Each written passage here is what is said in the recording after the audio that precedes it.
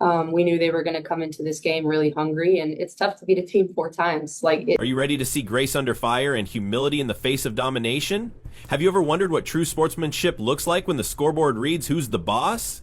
Hey, quick favor before we move on. If you find this content interesting, go ahead and like the video and subscribe to the channel. Most of you watch without subscribing and it's free, but it helps us out so much. Have you done it yet? Thanks a ton for the support. Now, let's get back to the video. Caitlin Clark into this next year. I was just curious what you guys thought. Sabrina Brianna and Brianna Stewart found themselves standing on the court's edge, microphones in hand, after a night that felt more like a history lesson than a basketball game. The defending champions had been reduced to spectators, watching a performance that rewrote what it means to catch fire on the biggest stage. Their opponents had arrived with a swagger that turned the familiar home arena into a showcase of pure, unfiltered talent.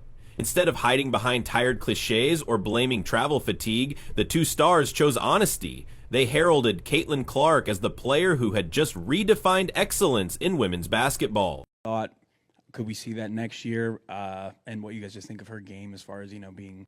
The New York Liberty arrived expecting a routine victory against a Fever squad missing its star. They left feeling like students after a masterclass. Every darting drive, every pinpoint pass, every unstoppable long-range bomb served as a reminder that elite players don't just break records, they obliterate them. When Clark stepped back beyond the arc, drew a bead, and released a shot that swished through netting at the logo, cameras flashed and jaws dropped. The first half alone, the Fever piled on points so quickly that their bench could barely keep score. The Liberty bench watched in stunned silence as their defensive game plan evaporated.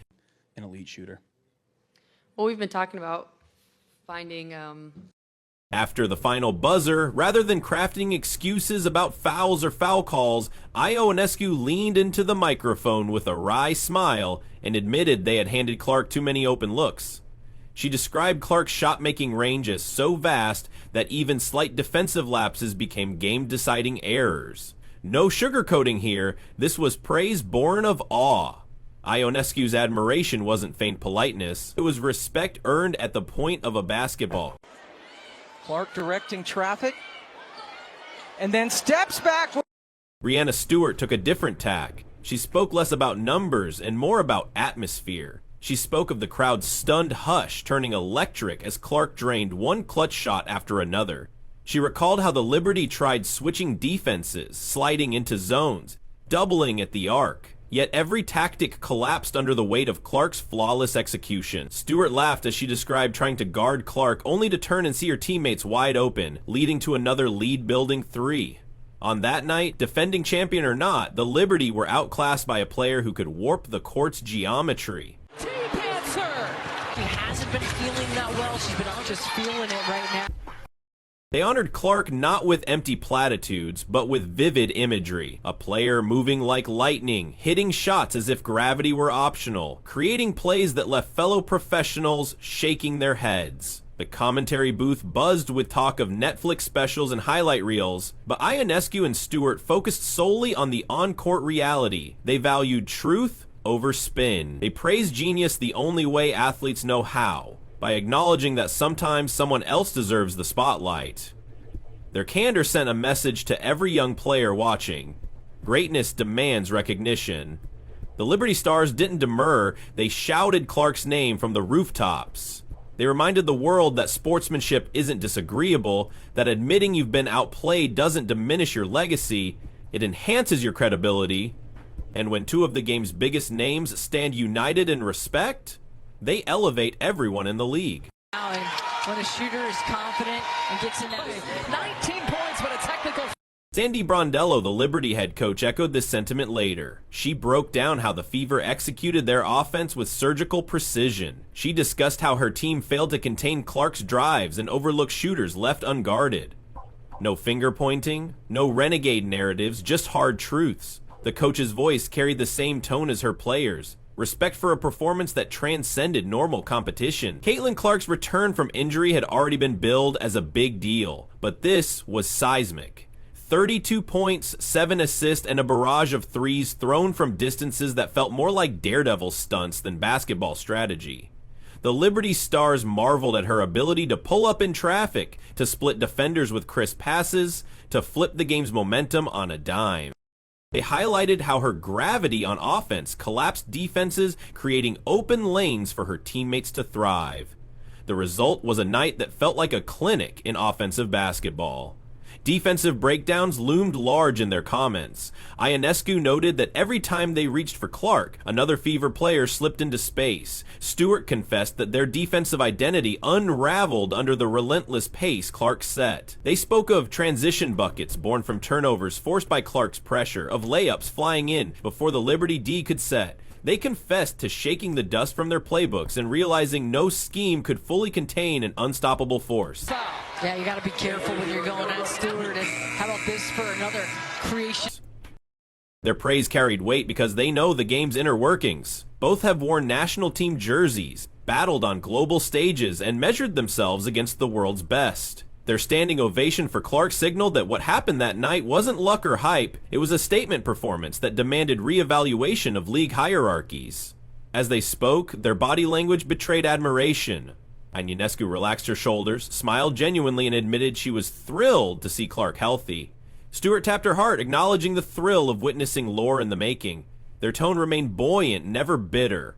They avoided hollow flattery, yet offered an unfiltered tribute to skill that had steamrolled their defenses.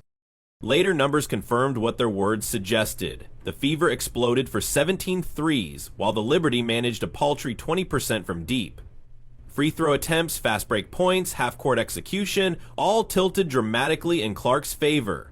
Ionescu and Stewart highlighted how these stats reflected strategic mastery, not blind luck. They outlined how Clark's decision-making under fire reshaped each statistical category. Over a shot, and how confident is she right now?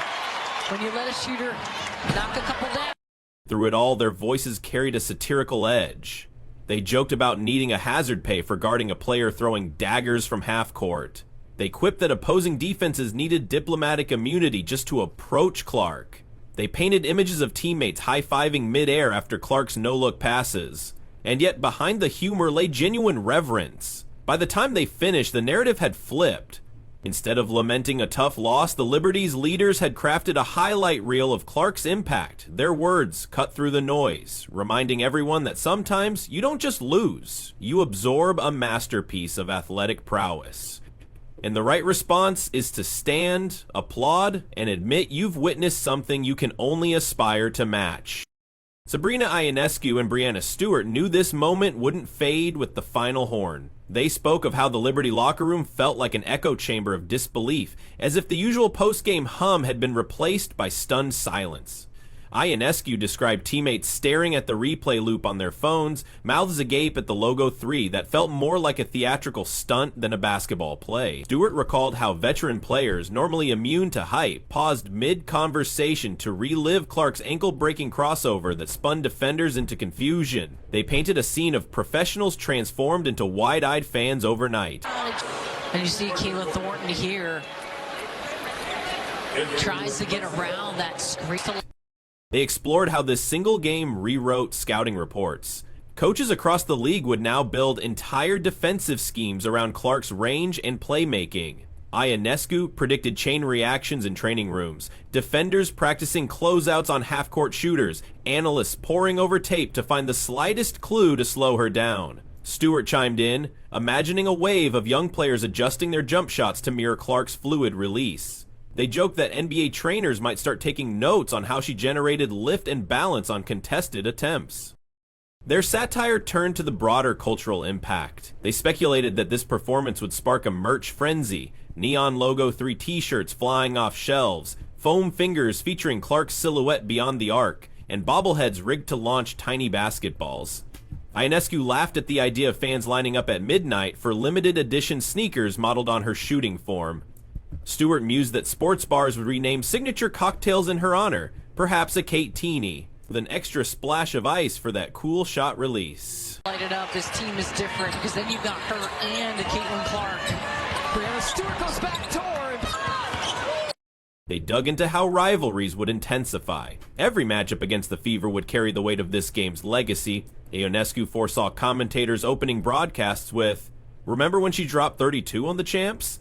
Stewart envisioned bench players sealing themselves each time Clark stepped onto the court, muscles tensing at the sight of her familiar shooting motion. They laughed at the thought of pre-game defensive huddles chanting, "No easy looks, no logo 3, turning game warm-ups into ritualistic preparation for a legend. Next, they examined how this night shifted fan expectations. Liberty fans, once confident of easy wins, would now approach games with a mixture of pride and apprehension. Ionescu described meeting season ticket holders who admitted they felt like they had front-row seats to history instead of a routine home victory. Stewart shared stories of young girls wearing Liberty jerseys whispering, "Ionescu who," in favor of Clark's name, a playful sign of shifting allegiances. They both agreed that who fans cheered for had become secondary to witnessing greatness. They transitioned the psychological fallout. After facing Clark, the Liberty would carry a new sense of urgency into practice. Ionescu predicted that film sessions would be followed by grueling defensive drills, defenders shadowing ball handlers from baseline to baseline. Stewart imagined plyometric workouts infused with half-point shooting reps, designed to extend arms further and recover balance faster. They joked that strength coaches would invent new exercises, Clark blocks, and logo lunges, all to prepare bodies for what felt like superhero-level offense. Ionescu in the lane, the floater, around and around. And she'll take the first three-point records last year. The narrative turned to league media. They foresaw headlines blaring, "Clark conquers Liberty and generational talent unleashed." Ionescu anticipated pundits dissecting every frame, from the spin on her wrist to the arc of the ball. Stewart laughed, predicting hot takes about the day women's basketball changed forever, followed by think pieces on how this performance would influence national team rosters. They joked that every sports media outlet would chase Clark interviews like paparazzi chasing a movie star. Caitlin Clark did not miss a step after being sidelined for 5 games with a quad injury. Are you serious? Discussion shifted to the Fever locker room. Ionescu and Stewart speculated on the electric energy after such a win. They imagined Clark pacing with focused intensity, teammates bouncing in jubilation but respectful of the guard of honor she deserved. They suggested that assistant coaches might struggle to finish scouting reports, too busy high-fiving each other. Stewart quipped that even the equipment managers probably paused mid-sock pull to soak in the moment. They both agreed that success this emphatic forges bonds stronger than victory margins. They explored counterfactuals. What if Clark had remained sidelined? Ionescu pointed out how the Fever's record looked pedestrian without her presence, as if the team existed in grayscale. Stewart added that the energy in the building lacked electricity, players searching for rhythm instead of commanding attention. They noted that this return revalidated every preseason prediction about Clark's transformative impact. They joked that without her, the Fever might have slipped below 5,500, but with her, they soared above every expectation. It's good. Clark with 9 points in 42 seconds. Yes, you heard that. Their tone turned to league history. They compared this night to other iconic performances: Cheryl Miller's Olympic heroics, Diana Taurasi's title-clinching shots, and Lisa Leslie's dunk that stunned arenas. Ionescu argued that Clark's Logo 3 joined these moments as a defining instant. Stewart mused that future WNBA anniversary celebrations would replay this game, with young players in awe of how one shot changed the narrative. They laughed at the notion of Hall of Fame voters referencing this single performance as a career highlight. They pondered coaching adjustments moving forward. Ionescu predicted how opposing coaches would experiment with hybrid defenders, 6-foot forwards tasked with perimeter contests. Liberty up by 1. Sabrina Ionescu gives it up, gets it back, does this. 30. Next came the business side. They explored sponsorship deals that might follow. Ionescu imagined endorsements cropping up overnight, workout gear branded with her shooting stroke, high-tech analytics platforms touting their ability to measure her impact, and even cereal boxes declaring "Breakfast of Champions," fueled by Caitlin Clark. Stewart joked about financial analysts updating stock prices for snack companies whose ads featured her image. They highlighted how one game could trigger ripple effects through marketing budgets across women's sports. Would later hit 2 free throws on a 19-0 Fever run. Clark. They considered league parity. Ionescu warned that teams without a comparable star risked falling behind in attendance and media attention. Stewart suggested that some franchises might pursue aggressive trades or free agent signings just to keep pace. They speculated on how this could spark a mini arms race within women's basketball. They quipped that general managers might start drafting college shooters with logo range, hoping Lightning would strike twice. That you were just talking about, that 38-second stretch where she came down and hit. They examined the personal side. Ionescu reflected on Clark's work ethic, how rehab turned into relentless repetition of shooting drills. Stewart praised her mental resilience, returning from injury not timid, but bolder. They imagined conversations in the locker room where Clark credited trainers and teammates, balancing humility with confidence. And you could see the joy on her face, especially in that interaction you saw with Brianna Stewart about how happy she was. If you loved this breakdown, smash that like button, hit subscribe, and drop your thoughts in the comments. Let us know how you'd defend against a Logo 3, and stay tuned for more WNBA analysis that breaks down every pulse-pounding play.